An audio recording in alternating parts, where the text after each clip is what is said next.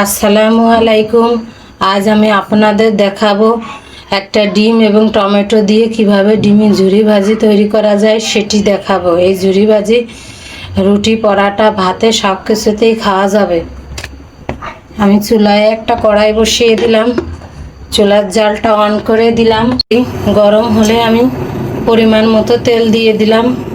পরিমাণ মতো পেঁয়াজ কুচি করে কেটে নিয়েছি, কয়েকটা মরিচ কুচি করে নিয়েছি এবং দুইটা টমেটো কুচি করে কেটে নিয়েছি। পেঁয়াজ কুচি, পেঁয়াজ আর মরিচ তেলের ভিতরে ঢেলে দিলাম।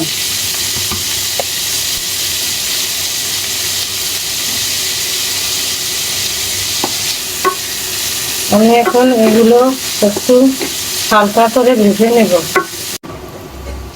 আমি পেঁয়াজ আর মরিচটি হালকা মতো একটু ভেজে নিয়েছি। এখন আমি এর মধ্যে একটা ডিম দিয়ে দেব। একটা ডিম দিয়ে দিলাম।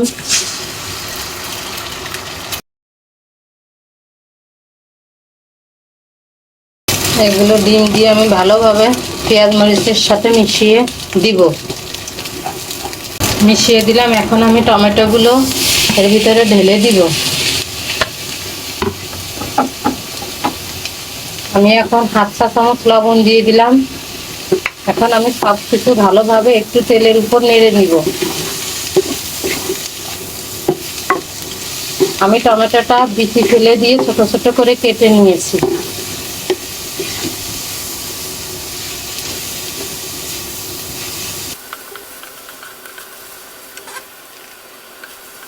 কিছু সময় ধরে নেড়ে চেড়ে আমি রান্নাটা করে নিলাম। এখন আমার রান্না শেষ। আপনাদেরকে আমি এখন পরিবেশন করে দেখাবো। আল্লাহ হাফেজ।